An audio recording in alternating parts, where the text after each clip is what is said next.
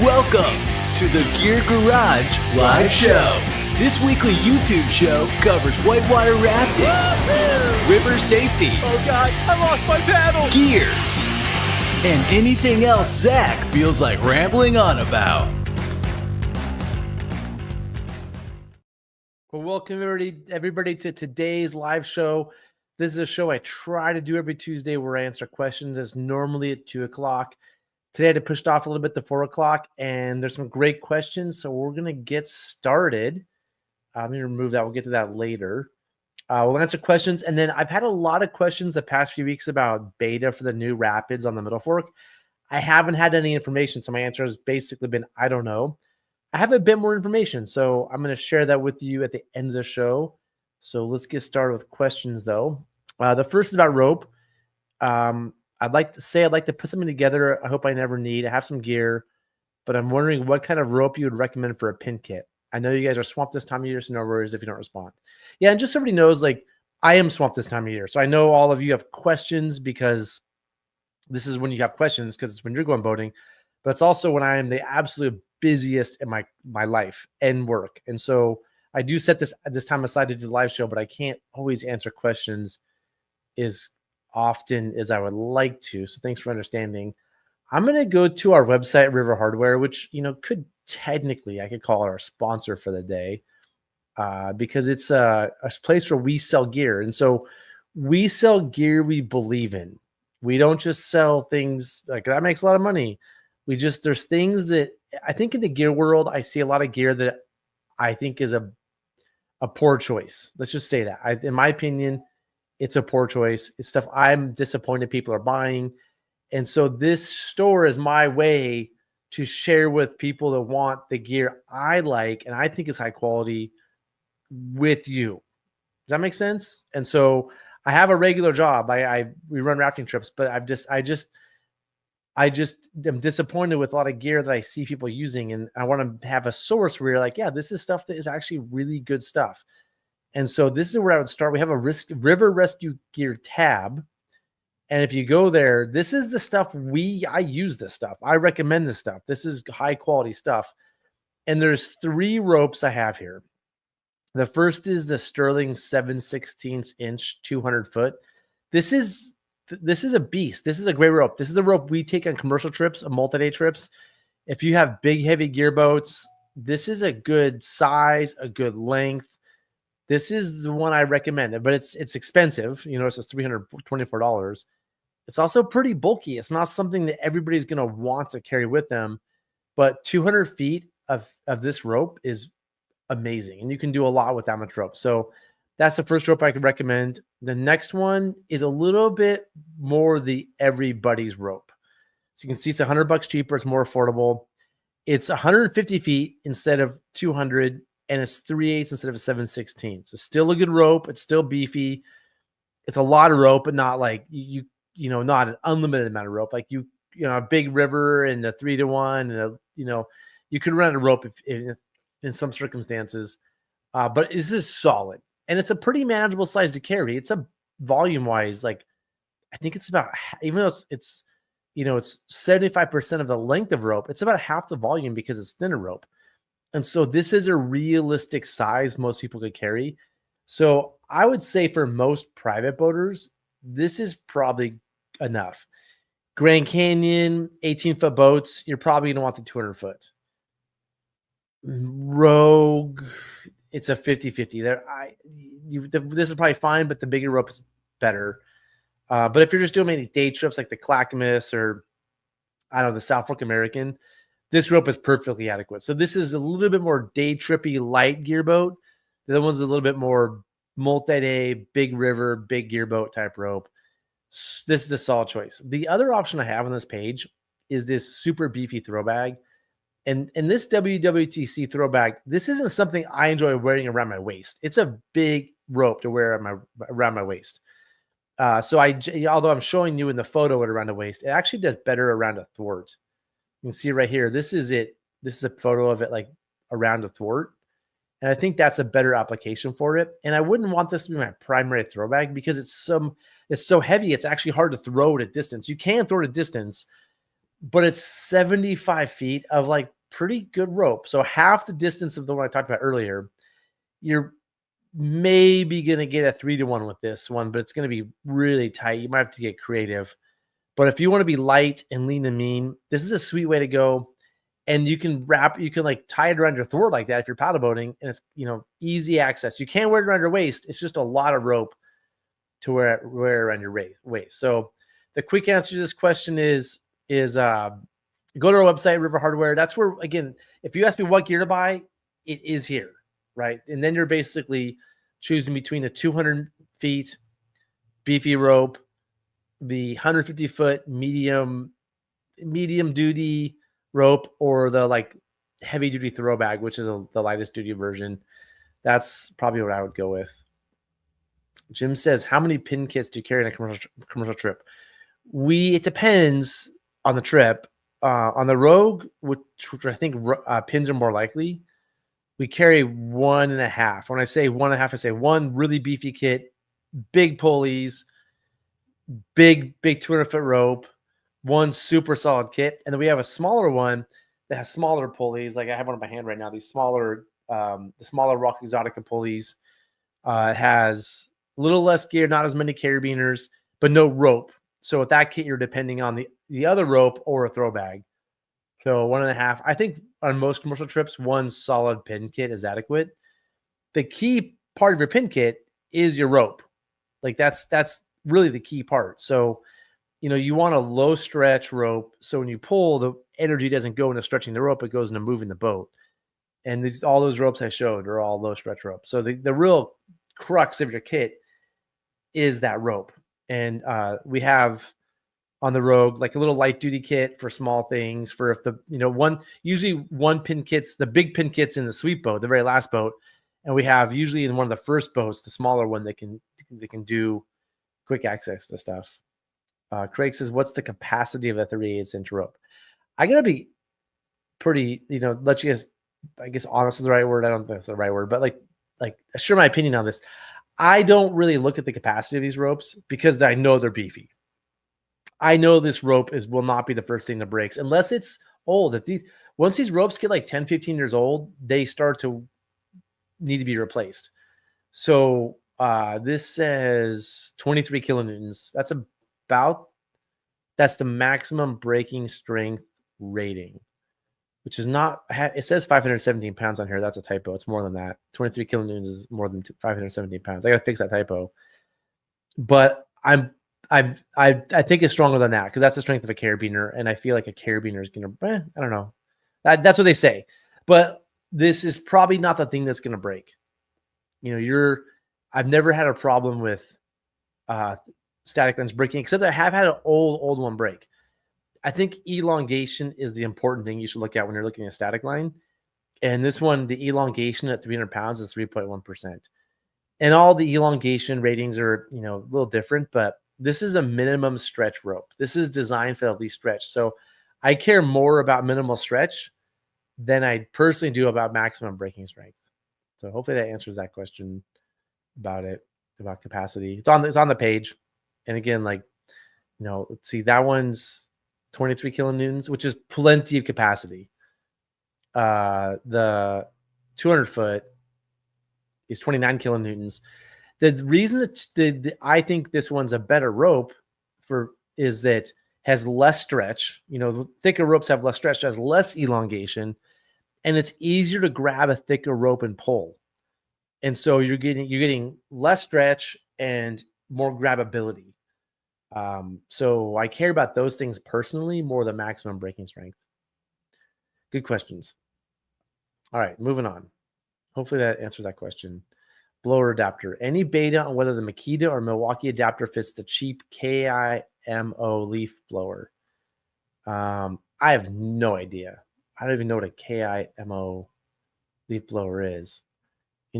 I originally just designed these at the leaf. So those of you that want to know the adapters, if you don't know, another commercial, I guess. We have adapters that fit on the end of these standard blowers that are awesome. They lock into place in the machine when the tool allows it. Not all the tools have things allow them to lock into place. The Makita one is slick. They push the valve open and close. They have a little thing in the end to push the valve open and closed.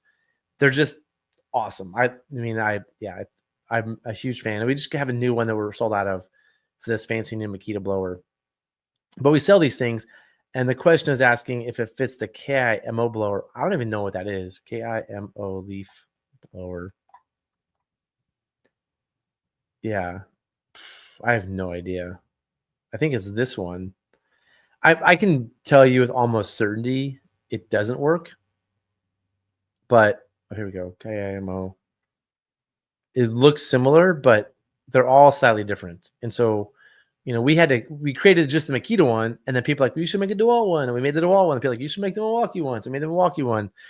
You should make the Ryobi one. So we made the Ryobi one. And, and then this one, actually, somebody's like, you should make it for this Makita 18 volt LXT brushless thing. This tool is actually pretty sick.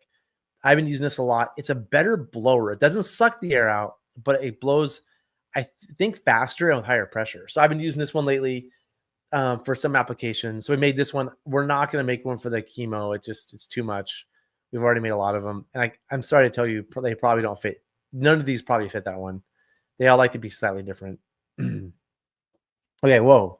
Okay, topic 2 rowing questions. I'm a complete newbie trying to understand some of the major do's and don'ts as I gain entry level experience to rowing a raft. I've heard 2 things from multiple people, and I'd love to get your take. Okay. Never exceed 45 degrees to the current. Okay, that's wrong. Hear what they say. I understand how this can be safe advice for a beginner, but obviously there are times you need to break this rule for certain maneuvers. Are there situations where being 90 degrees to the current is okay, and in other words, it's definite no? I get that there's an object downstream. The last thing you want to do is hit a broadside, so staying 45 degrees makes it more likely you'll hit bow first instead of getting it into a sideways. But in your videos, I see a lot of ferrying at greater than 45 degrees or even rowing 90 degrees to the current. When you're 90 degrees to the current, is there concern that water hitting the upstream side of the raft can flip it? Okay, well, so I'm going to change this thing you've heard. Never do less than 45 degrees of the current. If you're less than 45 degrees of the current, you can't ferry.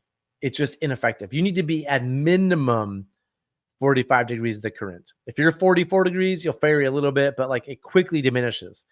So one of the things I see people do is they try to ferry. They think they're ferrying, and they're like 30 degrees of the current, and they're just fighting the current. So if you need to maneuver across the river, I'm going to say 45 is the minimum. And most of us should be 45 to 60 to be effective. What we're worried about and where you want to be careful is your downstream oar. And so if you're on a shallow river especially, but when you get that 60 range, that oar that's downstream can hit a rock, and a lot of things can happen. It can hit a rock and hit you in the head, hit you in the chest. It can break, go into the raft and break. A lot of things can happen. And so I'm guessing the reason somebody said never exceed 45 degrees of the current is they are nervous about your downstream oar. So I would change that to say, be really careful with your downstream oar, or don't use your downstream oar when you've exceeded 45 degrees of the current. When you're running, and that's lower volume, when you're running bigger volume rivers and you need to get to the left, sometimes you just have to get 90 degrees and pull that boat to the left. So in lower volume rivers, if you get 90 degrees, you're going to have your downstream oar hitting things and breaking things. So in lower volume rivers, 90 degrees doesn't really work. You really have to be careful of downstream oar.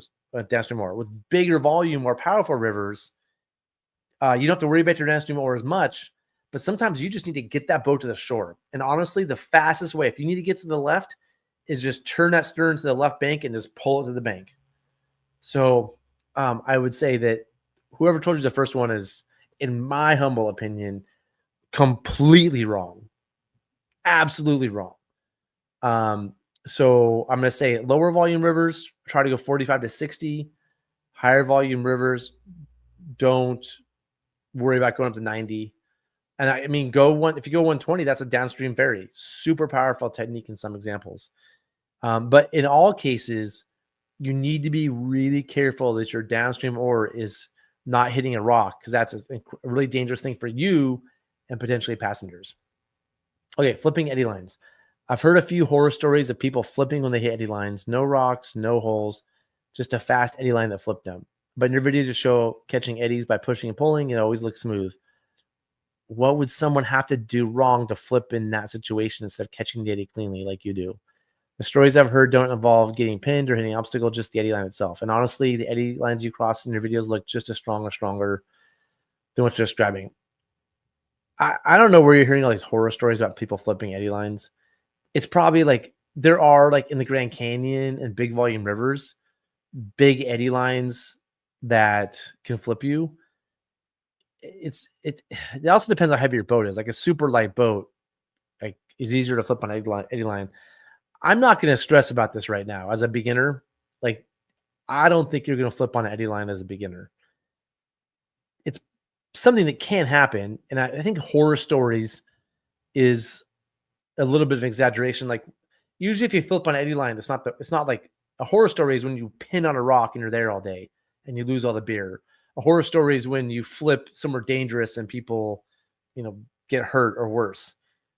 Flipping on an eddy line is usually like, oh, we're on the eddy line, let's just recover and get back in the boat and go.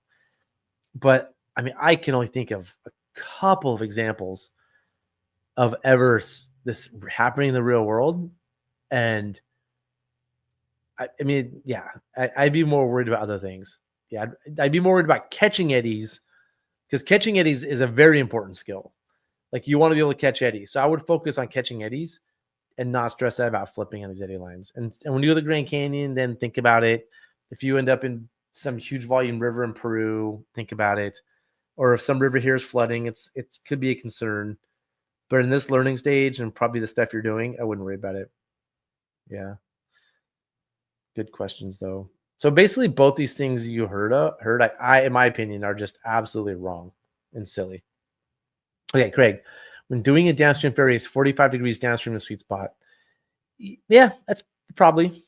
Yeah, I think the sweet spot is an angle that is breaking through the lateral or breaking through an eddy line. So a lot of times we're using a downstream ferry to crash through some feature. And so I think 45 degrees in theory in paper and like textbook is a sweet spot. The sweet spot is the angle so that you pierce, and I use the word pierce because you want to pierce through the eddy line or pierce across a lateral. It's the angle that gets you across that. So if you're, a great example is bedrock. Bedrock is a class 3 rapid that people mess up all the time, right? Maybe it's a class 3 move with class 4 consequences. So I call it class 4 so people take it seriously, but honestly, it's not that hard. If you just think 45 degrees downstream, you're not going to hit the laterals straight, and it's going to cause problems. You really want to think about, like, let me point the boat, look over my shoulder, and pull through the laterals. And you might hit a lateral, get spun a little bit, tee up to the next one, and you're done. Or we were looking at some video the other day of somebody messing something up. What river was that? Oh, that Grand Canyon video, the people flipping on the dory. If they just done a downstream ferry at the top of that rapid and just plowed through the laterals, they would have had no problem. But they, if they did a downstream ferry, they were at some predetermined angle. Like, that's what I'm saying. If you just say, I'm going to do 45 degrees, well, that may not pierce through the laterals. Or if I'm in a downstream ferry into an eddy, I want to be 90 degrees to the eddy line when I cross it. So I'm going to pierce at a different angle to pull it off. Okay, moving on. Good question. Thanks, Craig. Used rafts. I did a trip with you a couple years ago down the Rogue River and loved it. Awesome. I live up in Roseburg and I'm trying to find a used raft or rig setup. I'd like to do your class 3 training trip next summer. I'm curious if you have any rafts that you're looking to get rid of. I live on the Umpqua River and would love to start rafting and learning. Yeah, we generally don't sell rafts, mainly because we buy really high quality stuff to start and then repair it, and it lasts a long time. So we're one of those rafting companies that rarely sells boats. I do occasionally, every maybe 5 years. I'm going to have some 18-foot rafts for sale next year probably, but nobody wants those. So I would say, what happens when you buy a used raft from an outfitter, the outfitter bought a low-quality raft to start with. They beat on it for a few years, and now they made it look pretty, and now they're selling it to you. It's probably fine for a few trips a year, but they're selling it for a reason. So I wouldn't recommend personally if you find an outfitter raft you like, cool, but I wouldn't be tracking down outfitters to buy their used rafts. We'll just send the garbage.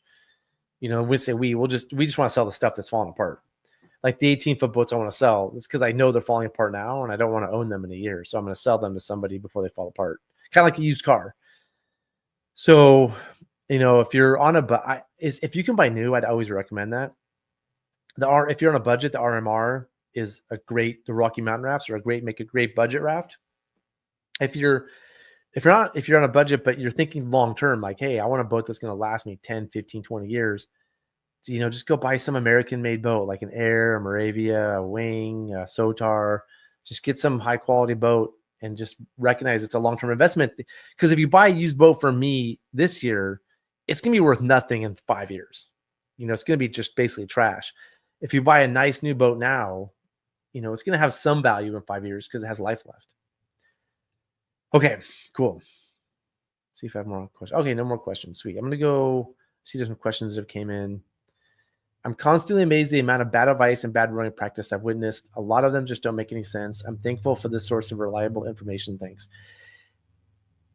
I think I'm a reliable source of information. I think I'm correct. Everybody thinks they're correct. All the industry, everybody talk to, everybody thinks they are the best rowers ever and they don't know the answers, including me. So and I'm sure I'm wrong about things. I'm not, I think I'm perfect. I've done this a lot. I have a lot of experience. I'm sure I have opinions that are wrong. That's just life. But when I go out and talk to people and see what people are doing, I see a lot of bad technique out there. A lot. Again, it's my opinion. And so that's why I have the show, is because instead of me just being annoyed in my head, it's one of the reasons I have the show. I can at least share with you what I think is the right way to do things, or my opinion, how I would do it better. I have a lot of confidence in my opinions because I teach a lot. And so people come and see me, or one of my employees who teaches, and I show them things and they get good. I see the change in their boating and their abilities and how they get better. So I have more confidence than I probably should, because I see a lot of success through my coaching of other people in the rowing. So yeah, I was just my way of saying I agree with you. There's a lot of bad rowing out there. I think this is a good source of information. But I'm always the back of my head, I could be making mistakes. Don't take 100% of what I say is 100% accurate, because I'm a person. I make mistakes. I have opinions that are based on my ego too. Like everybody, I have strong opinions, and some of them are based on experiences. A few of them are based on just some egotistical things on my end. So anyway, off topic. Launching Middle Fork Salmon Monday. Sweet. Monday, a week from yesterday. Sweet. Do you know if there's potable water in Indian Creek? I have no idea. And has the chutes changed? I don't think so. There was a change. There was some change on the chutes. I heard about towards the end. It's different. But before I'm going to share some thoughts about the Middle Fork here in a second. That's the next thing on our agenda. But before I do, so you can see my agenda. Answer questions, Middle Fork Beta. Before I do share those opinions or my thoughts, I just want to be clear with everybody. If you are doing a river like the Middle Fork of the Salmon, you need to be a boater. And I use the term boater, not just somebody who reads a map and follows lines. So the river's constantly changing, at water levels it changes. If you just want to watch a video and know where to go, or look in a guidebook and it tell you what to do on the river, you're going to get in trouble in the Middle Fork, because these rapids, there's new rapids. There might be new rapids between now and next week. And it's different every time because of water level. You have to have the ability to get to the river, make good decisions about when to scout and when not to scout. When you've scouted, you have to make good decisions about where to go and where not to go, set up good safety, and then execute those lines. If you're just looking for somebody to tell you how to run a rapid, in my opinion, the Middle Fork is the wrong place to do that.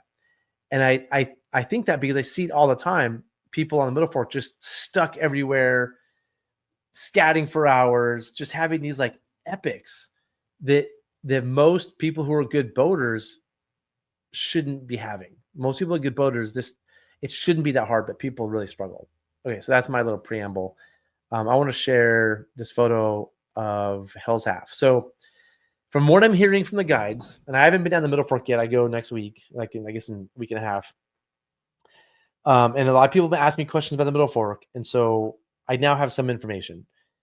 Velvet's different, but I'm not hearing about Velvet. What I'm hearing about is Hell's Half Mile, and this is sort of the middle part of Hell's Half Mile. Just upstream of this photo is a tricky move. Now, talking to my guides, they say it's really not a hard move. They also saw a private boat wrap and another private boat wrap on top of that. So a double private boat wrap happened when they were scouting. And so it's not hard, but it's not in the guidebook how to run it. You have to make those decisions and be able to make those maneuvers to do it. And I'm going a little bit of an aside. A lot of people who are like, I always push rapids, I only push. Well, it turns out sometimes you need to pull. And I'm pretty sure to make the move at the top of Hell's Half, you need to pull.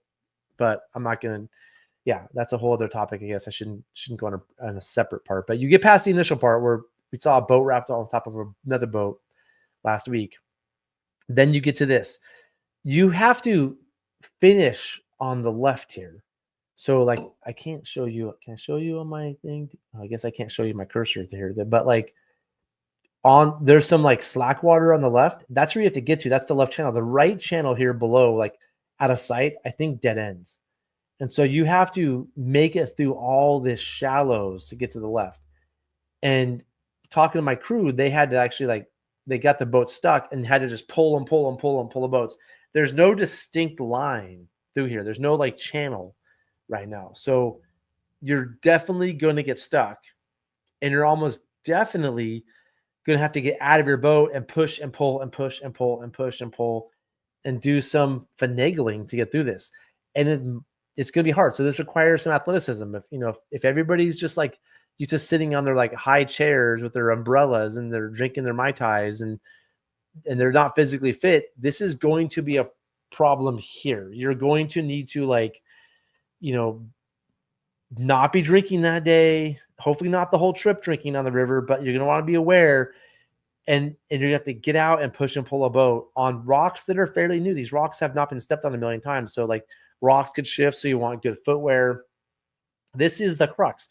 Then once you get below here, you go left and it's, whatever, it's not that hard. But this, I would say, it doesn't look that bad maybe, but the guides are telling me they call this rapid Hell's Half Hour now because it's kind of hellacious and it might take half an hour or longer.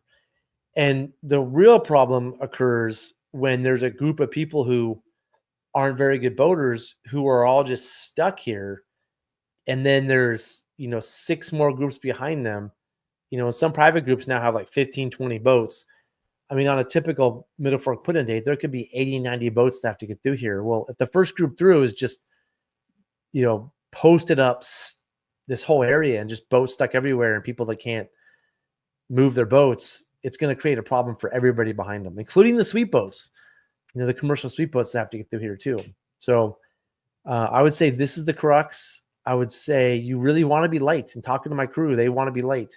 And so we're flying a bunch of gear in just because of this section right here. This, 100 feet of river is, costing me probably a couple $1,000 because I'm going to fly a bunch of equipment in so they can negotiate this part of the river, without getting super stuck or this is also where you're probably going to put a hole in a boat because you're dragging over these rocks are new. They just came down a creek. They're probably a little sharp. This is where you're going to have problems. So I would say this is the part to worry about. This exact move. And so my advice would be, again, pack light, maybe fly some stuff to Indian, wear shoes, be athletic, no were those drinks everybody drinks right now? Those like in the white cans, no White Claws, no White Claws that day. Like, don't smoke any blunts. Like, be clear of mind, be athletic, be well dressed, and be ready to get your boat through this section. would be my advice. So that's it for today's show. Thank you all for watching. Next Tuesday, we'll do another show if there's questions. And yeah, that's it. And thank you all for the good questions, and see you next week.